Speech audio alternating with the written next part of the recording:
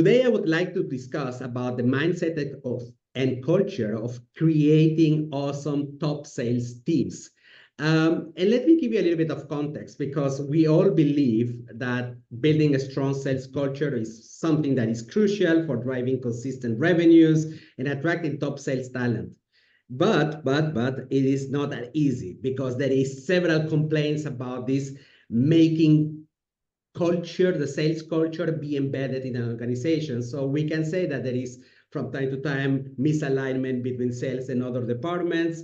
There is some research saying that only 42% of salespeople believe that their marketing department is highly effective. So this is the common war between marketing and sales, who feel not understood. There is a lack of focus on customer experience. 76% of customers expect still companies to understand their needs and expectations. It's not that easy. Another one, so the short-term focus and pressure to meet quotas. So when you force people, and there was a study by the Harvard Business Review that found that the focus on short-term sales goals can lead to unethical behavior, such as pressure to misrepresent products or services. So we are talking that business is pushing the salespeople to mislead customers. Finally, and this is something that is quite important, that about the inadequate coaching and development. There is studies showing that 20% of the salespeople believe their companies provide them with adequate sales training, only 20%. So there is a little bit in this world where we want to showcase, bring to the market our products. There is a lot of things that could be improved in order to develop awesome work sales cultures. And my guest today is someone who is highly recognized because of his expertise in sales. So Alan Versteeg is an engineer turned sales management expert. Initially, engineers, they are not made for sales. That's what we believe. And he approached that role with a little bit of skepticism. But soon, with a thriving career, he got on board, and now he became someone who has been even the founder of a company called Growth Matters, where Alan and his team have helped develop, in fact, 2,000 sales managers across multiple countries. Alan, it's such a pleasure to have you here today. Ivan, great to be with you, and thanks for having me on your podcast. Much appreciated. It is really my pleasure, because it is a topic. Back in my days of corporate life, I had to deal a lot with sales. I was in the back end in a position as support, like commercial head for a specific region in a multinational company, and all of the elements that I have mentioned before, I have seen them live.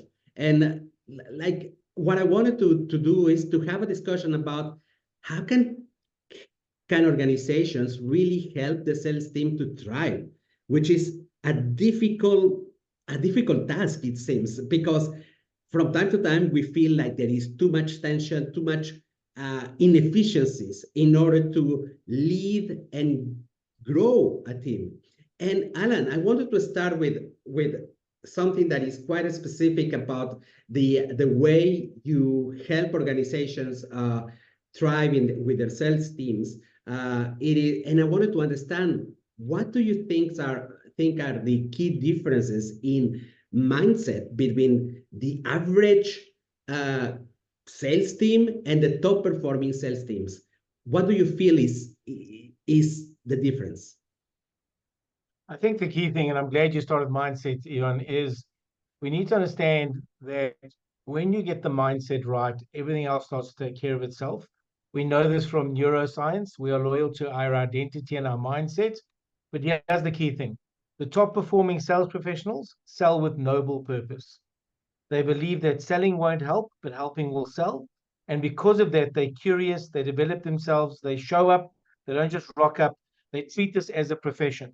And if you look at the difference of those teams, and then obviously the managers that cultivate those teams, is we focus on the fact that it's almost like a honeybee. It doesn't know it's keeping the planet alive by collecting the honey, but it makes sure that that takes place. And a good performing sales team understands this. We drive value into the market. The only reason a business exists is to sell something, and that value we create helps them with their customers. When we have that departure point, everything else becomes easier. It still becomes a skill we have to hone and develop and train and coach and support. But if our starting point is, how do I just hit my number?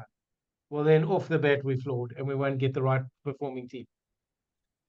You know that the sentence that you say, noble purpose, is the one that I keep in mind, because I love that the definition. So what you're saying, that instead of the focus is the numbers, it should be the value that we're creating, the impact that we're creating in the life of others. Is that correct, or am I like super dreaming? No, you're 100% right. The challenge, Ivan, and I'm sure we'll get into this, is the organizational metric and communications aren't set up for that.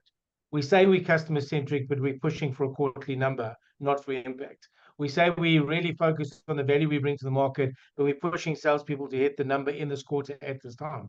And the number matters. Don't get me wrong. We'll get to balance that. But the challenge is this is why we exist. We have a noble purpose that we're trying to take to the market. And if we lose sight of that, then we become a transactional organization. And transactional organizations don't last long term. Eventually, there's a cheaper product with the same quality taking you out the market. And you become irrelevant to the audience you used to serve. Hmm. If I understand correctly, Alan, so the work that you do in your own company is not related only to provide a training. Because if you're talking about purpose, if you're talking about processes that help people to thrive, then it needs to be more than training. Is that correct? 100% right. Training definitely has its place, but it has to be something. And the best way I can explain to Yvonne is we have to teach leaders to focus on the soil, not just on the seeds. We're spending so much time, and I'm going to give an example. We hire sales professionals because we believe they focus on generating more money. We give them incentives and bonuses and commissions, and then we tap them on the shoulder every 2 minutes to ask them if they're doing their job, right? So what we're saying is we don't trust them. That's the system. That's the wrong soil. And the right seed in the wrong soil is always going to leave. Yet what you see in so many organizations, we don't focus on the soil. We just want to push that seed, maximize the seed. I'm saying, wait a minute, get the culture right. If we sell with noble purpose, if we coach and develop our people, if we create an environment of a growth mindset environment, then a lot of things take care of themselves. But it's very hard in a world of quarterly numbers. And you've got to find that balance. But I think organizations have overcorrected. And the reason I believe, I'm not against technology, it's just that we've gotten to a place where we can measure everything, but we don't even know how to make sense of it. The organizations have stepped away from frontline management and moved behind the mouse. And now we manage through mouse. And leaders that focus on the soil, create those high performing cultures, they are the ones that get that outcome. And that's purpose and meaning and mindset and those things that you have to work on, because that's the soil, right? And it's like any child. You can teach a child behaviors of how to tie a shoelace, what to do, but to teach them how to behave in the world, you actually have to teach them values. You have to teach them and demonstrate values. It's the soil, not the seeds. And I think companies are too focused on the seeds, and they start off a assumption that they're weeds. So the assumption is that the salesperson's not honorable, not selling with noble purpose, not doing their job. So we micromanage and measure them and force them, and coming back to some of your stats, to disengage from wanting to work with a company. Who wants to work in that soil? Nobody, not even sales professionals. According to you, so I acknowledge, as you say, that the sales leader's role is super important to drive the team to the next level. And I mean, when I'm talking about the next level, it means more also fulfillment in the task that they do. I'm not talking only about numbers, because next level is a corporate buzzword that we use for just numbers, but not in my case. So according to you, how can sales leaders help cultivate this growth mindset so that the people are continuously learning on their own? I mean, as you said, it's not about just showing the behaviors, but helping them how to have these mental processes or thinking processes to find their answers on their own. So how can they, what it could be this magic task list for the sales leaders? Oh, Ivan, what a powerful question. And the answer, unfortunately, is actually very obvious. You have to give them space to grow and learn, and we don't. And I'll give you a typical example. Every Monday morning sales team meeting, we're all looking at the same spreadsheet or the same CRM system or the same data as if we don't understand it. And the manager is talking us through that data as if we don't understand it. And the manager is telling us to what to do with that data, giving us no space to grow. But where are the meetings where the salespeople, sales professional come into the meeting and say, listen, yeah, this is the context of which I was in. This is the challenge that I faced. How can I learn from my peers how to overcome this? And we actually start to get this peer-to-peer learning. We start to get this network of learning, but we don't give them space. We're so busy bombarding them with numbers and tapping them on the shoulder. There's no space to grow. So we say things, and you know this, Ivan. We say things like we want a growth mindset in our team. But we don't create any space for that. There's no evidence that we've built it into our cadence. You have to build it into your cadence. Do we do quarterly book reviews on reading books? Do we come back and help each other overcome challenges? Do we get the salespeople to present their numbers and what they're going to do about it, their business plan, as if they're an entrepreneur? We don't. We've reverted to, let me just tell you, and then go and point you in the right direction, like we're production workers, and we're not. We work with people. It's a tough thing. It's not rocket science. Rocket science is predictable. People are never predictable, right? And that's how you build a growth mindset. You have to give them the space and set up the cadence that you value growth. I remember getting fired from a job because I was reading a self-help book when there was nothing else to do. Now pause for a moment and think about that. Why would you do that? I'm mastering my profession, and there's no one on the floor. There's nothing else for me to do. But you'd rather me sit there and stare on my phone on TikTok than be reading a book that helps me do what I need to do. So simple answer: leaders create the space for people to grow. Because if you don't, you're treating them as human beings, human doings, not human beings. It was a wonderful sentence when you mentioned that we should focus, or sales leaders should focus more on the soil rather than in the seed. That is something that I will steal and repeat it anywhere I can, Alan, if you allow me. Of course I do. Yes.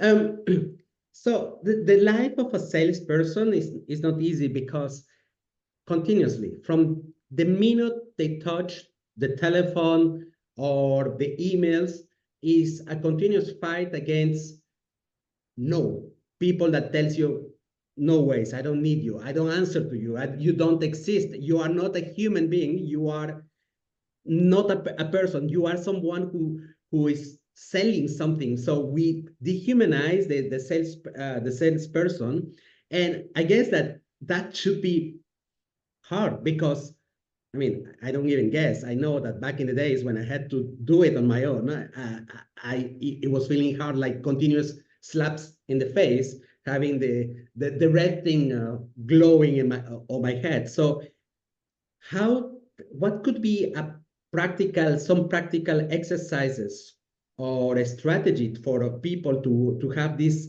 winning mindset or this resilience? So I'm going to give you two components. I'm going to give you the practical component. I'm going to give you the philosophical. And I'm going to start with the philosophical component.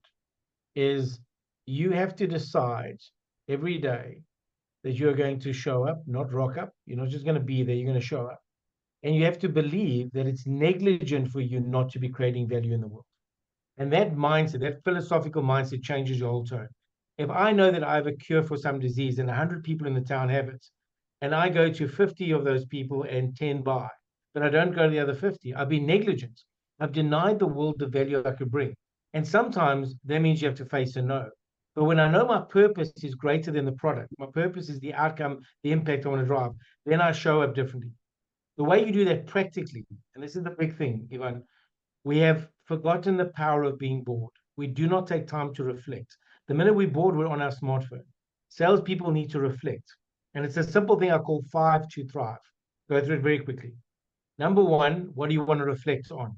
And I'll use a simple one like productivity. How well did I do what I planned to do this week without distraction? That's the area I'm reflecting. Second question, on a score of 1 to 10. Because if you don't score it, your brain just tells you words. Your brain then says, okay, wait a minute, you scored a 6.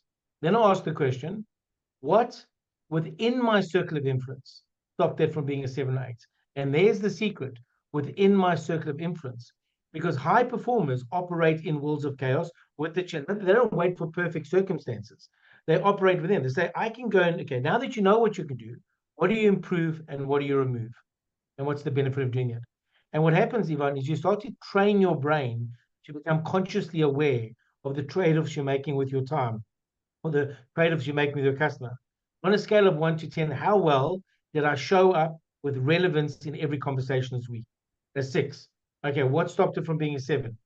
Well, to be fair, I wasn't really prepared. I didn't. Okay, so next week, what are you going to remove or improve?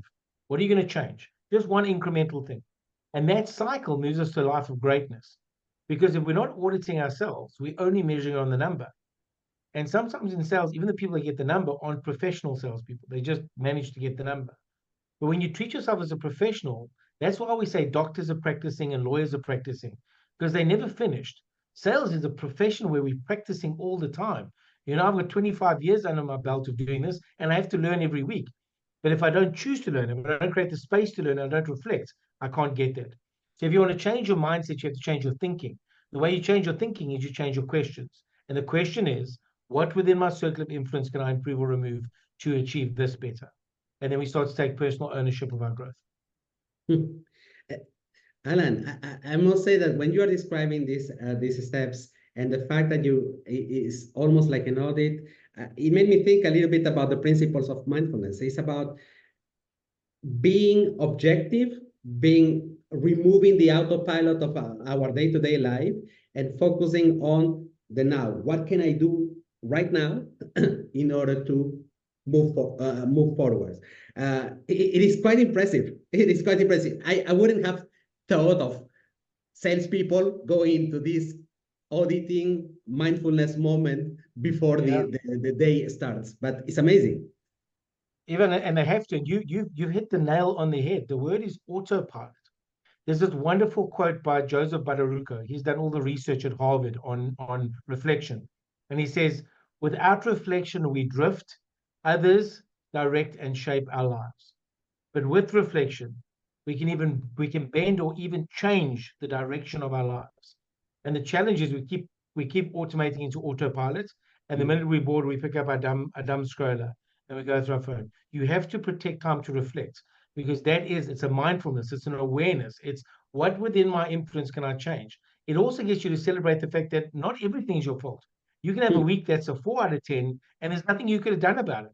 You know, I mean, I've had issues with being late for podcasts, and then I always look at it going, "Oh, what could you have done?" And sometimes, as much as I don't like it, there's nothing I could have done. There are just some things you can't control. So it also gives you a personal power. But the things you can control, best you grab those and own those. And I love what you use. That's the word. You have to turn off the autopilot and just assume that this way is the best way.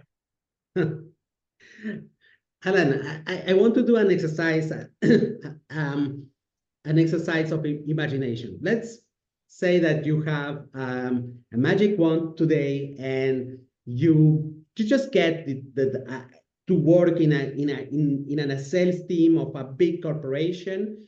So you have this magic wand. What would you like to transform in order to have a high performing sales culture? What do you observe after hitting your magic wand? I love that. This is a great game for imagination. Okay, so I'm going to answer you. I'm just going to step back a little bit. Most people don't understand culture. Culture is merely the way we do things around here. Around here, meetings are. If the answer to that question is too many double booked, irrelevant, whatever, that's your culture. Not what you say on a poster, that's your culture. Around here, we don't respect each other's time. Around here, showing initiative gets you more work. Okay, well, that's your culture. So the first thing I understand, the culture is actually a system that's created by default or by design. If I had to wave a magic wand, I would shift the fact that the metrics in our business, how we measure success, are on 4 key pillars. Number one, the first part of, so 4 pillars of culture. The first pillar is we have to be resilient. You have to be tough enough in sales. We have to realize that we're in tough markets, tough environments. We have to be resilient, right? The next thing is we have to be accountable. Consistency is key in sales. Consistency and cadence. I have to make sure that we measure and value consistency. You know, it's ironic you spoke about coaching. We just did a white paper. Coaching is the one thing that every leader says is critical. But how's this, Ivan? It's the first meeting cancelled and the last metric measured. So you'll never create a culture of coaching. You say it's important, but nothing else is important. So we've got to be consistent. Ironically, while we're consistent, we have to be agile, right? We have to be flexible enough to the environment, to change the environment and to change our profession. Generative AI, is going to change the way we sell, and it's going to make people-to-people connections more relevant. It's going to remove a lot of admin, but it's going to downsize the sales force because everyone's going to sound like an expert, right? Everyone's going to sound like they know what they're talking about because you can get a great smart answer from ChatGPT. But the difference is the people that sell with noble purpose, which bring me to my last one that I don't think companies focus on enough. We have to have an ethical culture. In ethics, I don't mean that we're lying or cheating or robbing our customers. Ethical means we'll do everything possible to bring them the value we can offer because it's borderline negligent not to. So if we are resilient, consistent, ethical, and agile, we have a high-performing team. And a sales leader's job should be nurturing that soil all the time. I wish it was a magic wand.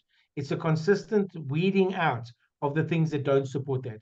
And I know that the numbers always take care of themselves because you cannot deny the market giving you money when you're creating impact and value. That's beautiful, beautifully said.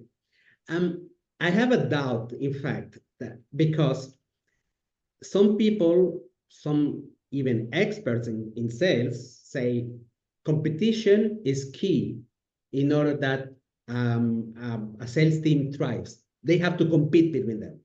And then there is some newer ideas going into, no, it's about collaboration. It is about working together.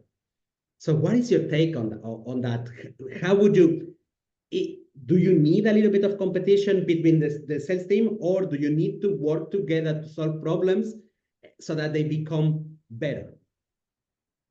Stephen, let's look at this from another lens, and I'm gonna put the question back at you because I think the answer is obvious when I put it this way. What do you think your customers care about? Collaboration or competition? Inside your sales team, what are they looking for? A They're looking for solution. collaboration. So they Exactly. just need a solution to a pain.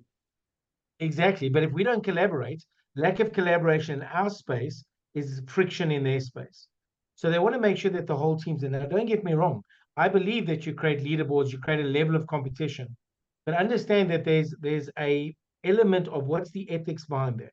If it's mere, and this is the key thing, Ivan, I've seen salespeople get the incentive trip, get their number, do everything, but they've got one account that is a high spending account that they're not doing their job on. But because the numbers are there, they get all the rewards. And then I have salespeople that are doing the right things. They're doing proactive sales calling. They're building customer value. They're building long-term relationships. They're driving impact, but they're not there yet. And they're fired 4 months in, 5 months in. So the key thing is the organization has to support that. The competition can't be at the detriment of customer value. And a metric of competition should be who's driving the most impact with their customers.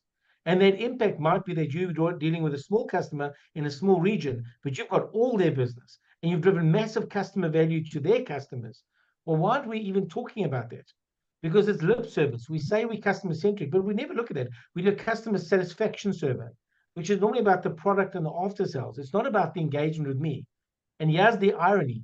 In that wonderful book, Challenge Your Selling, the stats were quite clear. 19% product and service, 19% brand, company and brand, 9% price, and 53% the customer experience. And the top 5 parts of customer experience, all with engagement with the sales professional. What that tells me, Yvonne, is how we sell is more important than what we sell, who we sell it for, and the price we sell it at.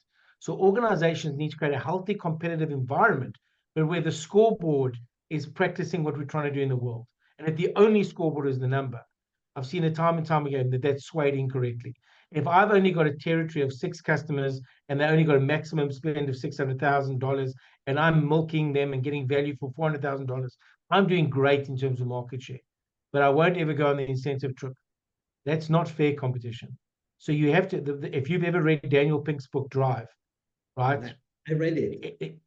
Exactly that. So you got to create that there's actually a chance that this means something to me.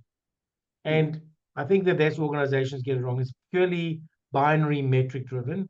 It's not values customer oriented driven. You know what And it's a you're tough beast to wrestle. Ivan, I've So been wrestling this beast for a while. It is a tough beast to wrestle. exactly.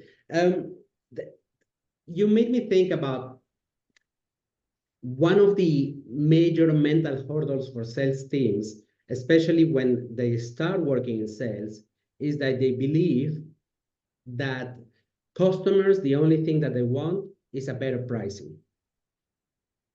So how do you accelerate the growth of these early sales people who are going to become maybe the sales leader? How do you create this mind shift so that they start believing in something that customers is not about pricing. If you come with value, they understand the value, they can potentially buy your products.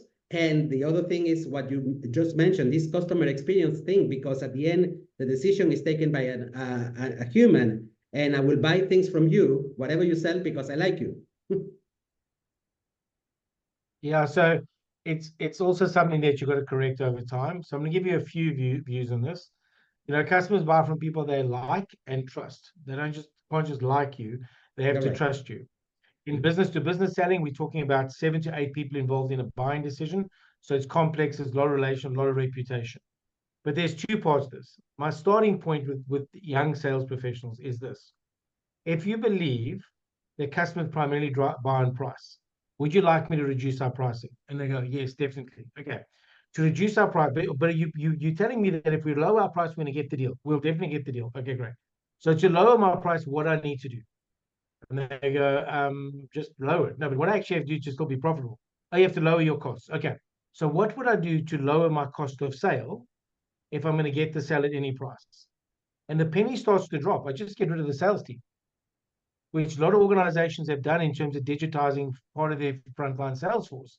But you can't make big multinational global decisions transactionally. So the transactional piece is getting more automated, but the engagement, solutioning, outcome-based conversation is still prevalent and needs to happen.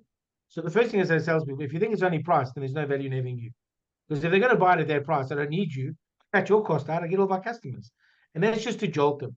But the only way, Ivan, is through education of the value proposition. And what I see in many organizations is the leader, the organization leader will say, Ellen, you know what the problem is with our salespeople? They don't understand our value proposition. And then I ask them this question, what's your value proposition?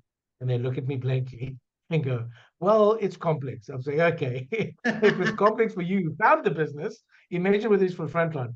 So I think the organizations that teach messaging, like Corporate Messenger, all of those guys that you're commander of your message, all the companies that are teaching messaging are so valuable to the sales community because we don't spend enough getting people to own the message. And even without going too far off with, this is why it's so important.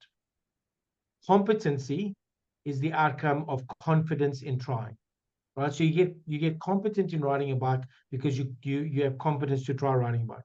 But in a value proposition, that confidence comes from conviction.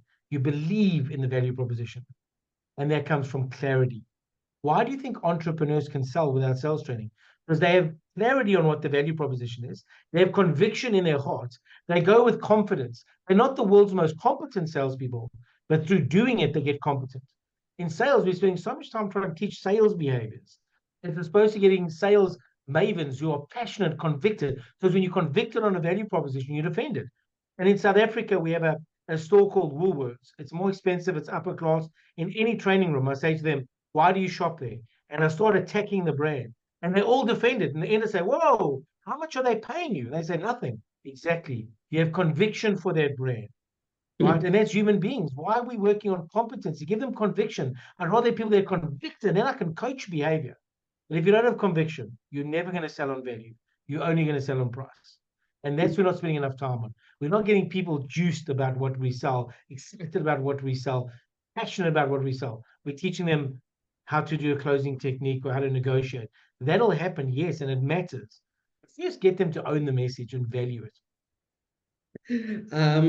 I love that. But in fact, I paid attention to something that you say in less proportion. So you were mentioning about conviction, but also the fact that they have been practicing in a consistent manner. So that means that there was from that time there is from that time some failure.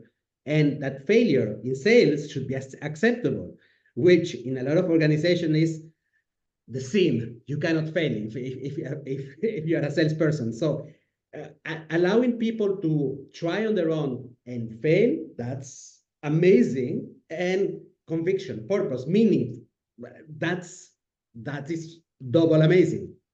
Yeah, exactly. And even the thing is that practice doesn't make perfect. Practice makes permanent. And the challenge with the lack of coaching in frontline sales is we're not giving them that corrective feedback. So in actual fact, in sales, we're very comfortable with failure. You know, you saw 5 customers, you got 1 sale. To get 2 sales, go see 10 customers. What we're saying to salespeople is, you suck, go suck in front of more people, right? Mm. Now we're not Yeah. saying that, but that's what we're saying. The piece we're supposed to get right is, what is the coaching opportunity between 1 and 4, 1 and 5? What is the coaching opportunity at failure? Because failure, we don't learn anything from failure unless we reflect and learn. Coaching forces reflection.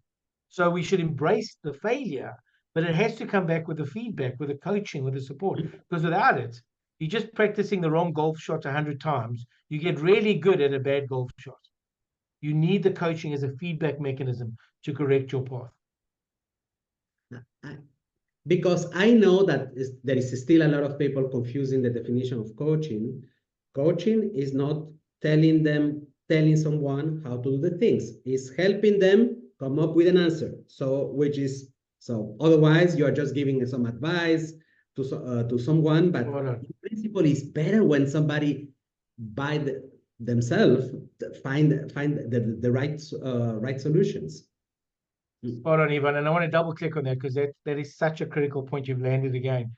So if you've read any of David Rock's work, he wrote a book called Quiet Leadership, and it's the neuroscience of how we lead people in change. And the metaphor I like to use is, the coach is a GPS, not the driver. You know where they got to go, and you're directing them along that way. Now, if they're going to drive into a wall, then obviously you grab the steering wheel and help them. But 9 times out of 10, managers are grabbing the steering wheel right in the beginning and telling them what to do. And that's not coaching. Coaching is guiding people, as you said, to their own awareness. And I think in that book, the statistic was 7 times more likely to take an action we come up with. Now, tell me a person who doesn't want people to take 7 times more action in the right direction. And you've said it so right. We go for the efficient telling them what to do, as opposed to the effective leading them to what they should do.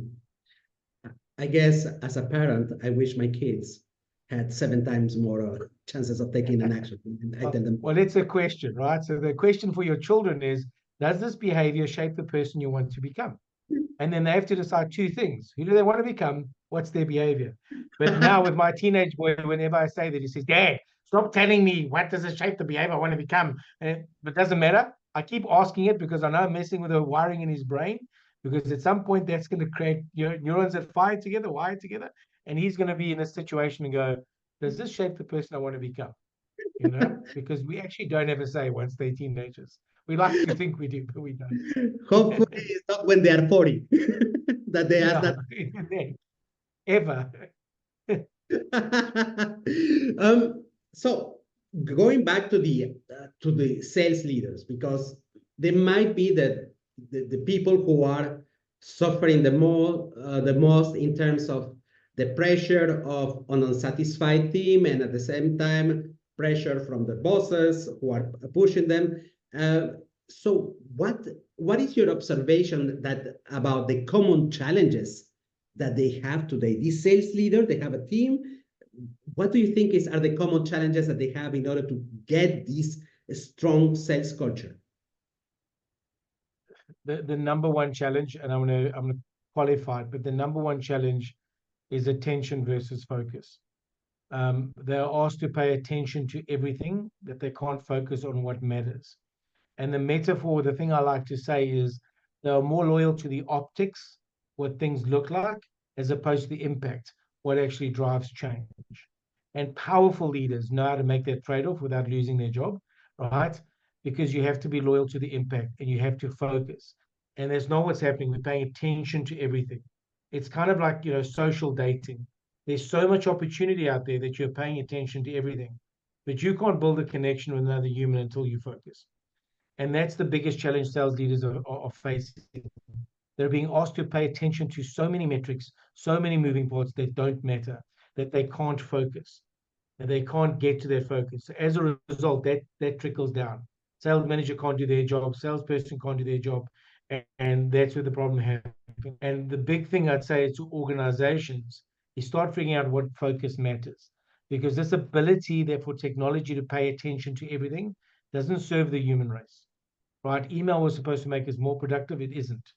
And it isn't because we are forced to pay attention to more things as opposed to focus on what matters. If you look at marketing with your focused inbox, with filtering things out, with AI overlaying, everything is so we can find the focus. The number one challenge sales leaders are facing is the inability to focus on what matters. They know it logically, they never have the time to grow their mind, think about it, or implement it. They're so busy playing to the optics, they can't play to the impact even. Alan, that's quite powerful, this sentence, to be loyal to the impact. That's, in fact, that sorts out all these potential possibilities, options. Sometimes it's not options like direction. You have to be compliant with all these 10 things, but loyalty to the impact is the north pole for a lot of people, the direction to go. And even that'll change companies overnight. Organizations that get what you just said, it can happen overnight. It's to realize that we've just been too loyal to the optics, to the metrics. To the metrics aren't there to serve us. They're supposed to give us a guidance on what we need to change and improve. But we become slave to those optics. We get promoted on those optics. We get bonus on those optics. We're forgetting about impact. And organizations that make that shift, I promise you, they're going to escalate in terms of their impact in the market. Because tell me how you measure me, I'll tell you how I behave. And we have forgotten that. And technology is not evil. It's brought some great stuff like CRM to sales, but it's become so powerful that we've forgotten what matters. And that's the key thing. This is what matters. If you're a sales manager, it's four things.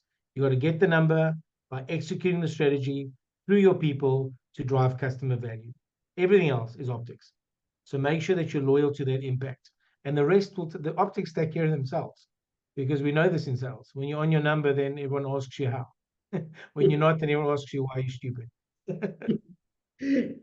You know, we live crazy times because there is a lot of things going on. And in fact, during this conversation, you have already mentioned a couple, like the impact of Gen AI in the job of a salesperson. You have mentioned very often also some principles of neuroscience. So there are things that are, like, for instance, neuroscience. 10 years ago, nobody was talking about it because we thought that it was like a brain surgeon. So we didn't understand what it was inside of the brain. But now we are getting to understand the meaning of what we are, all this imagery around the brain. And there is a deeper understanding of human psychology.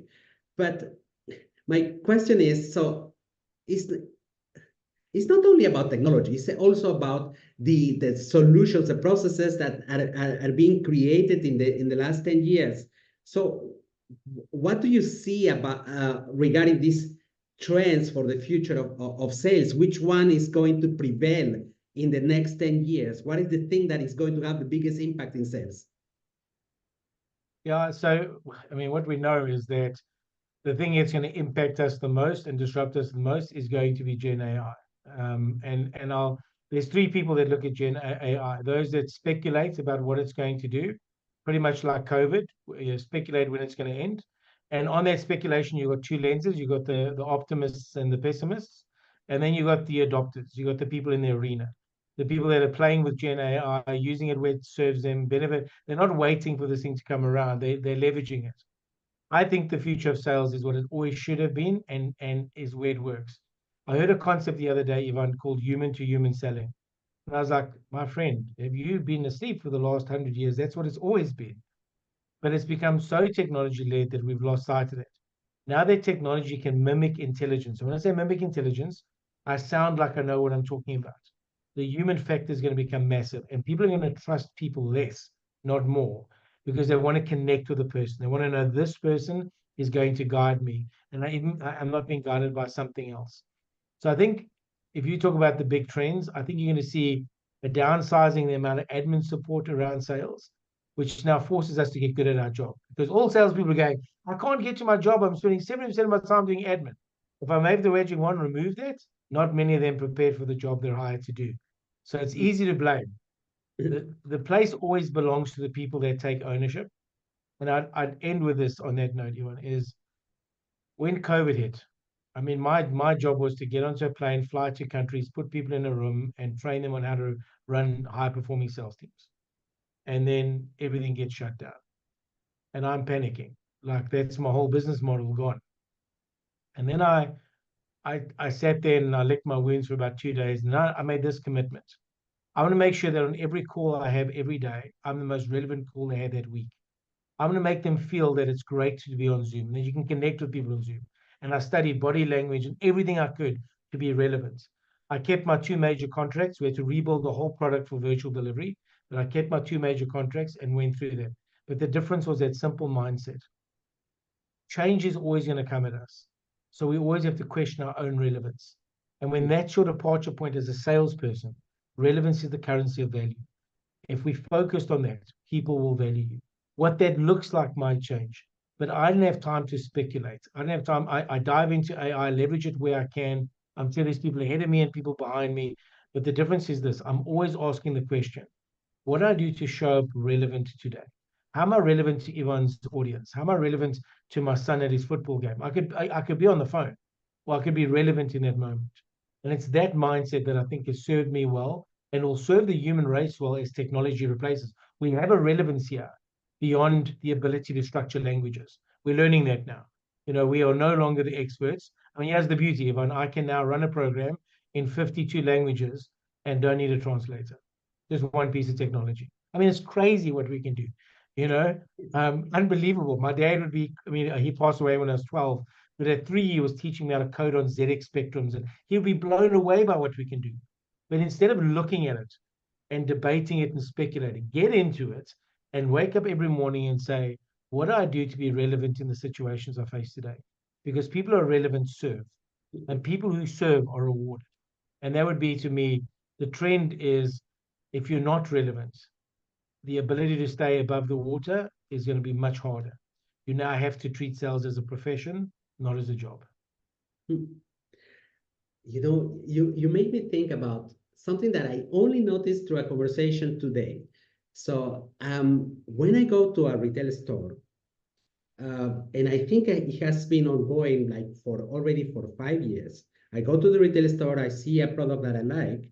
At the same time, I open my mobile and then I check in the e-commerce if I can get a cheaper version of that mobile. So, and I'm thinking about AI. In the last 6 months, whenever I have a question, I go to AI. But imagine how hard it's going to be the job of a salesperson when AI is capable of defining knowing your product as well as you, so that somebody can compare. Is this person telling me bullshit or not? And then I have full comparison. And then I have, well, what AI will think is an objective view of the market. So I can easily ditch a salesperson, and it will not be anymore about, I like you, I trust you, because if you fuck it up because AI say that you are bullshitting, then I will not trust you in two seconds. Yeah, spot on, Ivan. And the kind of line in the sand there is, the beautiful thing with AI is, if you're shopping for a product, is you can speculate what matters. Right now, you have to read a review the way it's written. Now you can say, as I'm looking for a mobile phone, this is what matters. So it doesn't actually just find you the cheapest product, it can find you the right product. But never forget, it's generating answers. It's not finding them. Yeah. This is what people don't often get. It's generating a response based on its best information. And to put this in context, just closing for your sales audience, they believe that in the next few years, it'll be malpractice if a doctor doesn't ask AI when giving you a consultation. Because AI can source multiple sources of data and come up with sense, guided by a practitioner. And if you think about that metaphor, you have to have that human barrier that creates trust, that creates value, that creates. But if you as a salesperson aren't going to do that, and you think being the world's most knowledgeable talking brochure is the difference, there's no profession for you on the other side of this. For those that can take that information, be relevant, build relationships, understand what isn't said, being able to read a room, having a high EQ, these things are going to be hugely beneficial for sales professionals. And I'd punchline with that. If I was investing in sales now, it'd be value proposition and EQ skills. That's where I'd be investing on my salespeople. Alan, this conversation has been bloody inspiring. Really, I wasn't expecting it. So thank you for making my 5:47 o'clock amazing. Thank you, Alan. Alan, Thank you, Ivan. how can people reach you out if they have questions? Because there is a lot of inspiring ideas that is not related about the sales technique as such, but as you said, as this preparing the soil that is going to grow an amazing sales culture. How can they reach you out, Alan? Yeah, the best place is to find me on LinkedIn. I'm the only Alan Versteeg in the world, so that's a bonus. So you just punch that in anywhere. You'll find me on LinkedIn. You'll find me on podcasts, and it's exactly that. I don't want to talk about one topic as if there's one method. The reality is we are human beings. This is a psychological profession, and if we're not studying and understanding the broader psychology, we don't get what we're trying to do.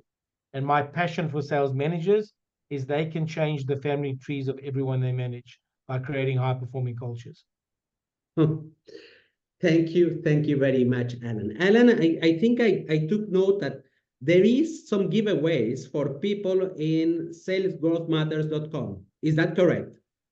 That is correct. So effectively what that's about is just if you're a sales manager or you're interested in being a sales manager, it's assessing if your coaching, coming back to your point, Ivan, is coaching or mentoring. So it's a self-assessment of your coaching style, but it's not just telling you what the gap is, it gives you some solutions in that and says these are the kind of shifts you can make. You just get more effective at coaching. Coaching is the number one thing a sales leader can do to drive change in their people. So it's a free assessment. They fill it out, gives them their report, and it gives them their advice on how they can shift it. Amazing. So I'm going to be putting the links to your LinkedIn profile, to this free resource that you have mentioned. Alan, thank you very much for today. Ivan, thank you so much. It was a great conversation. Really enjoyed it. Thanks.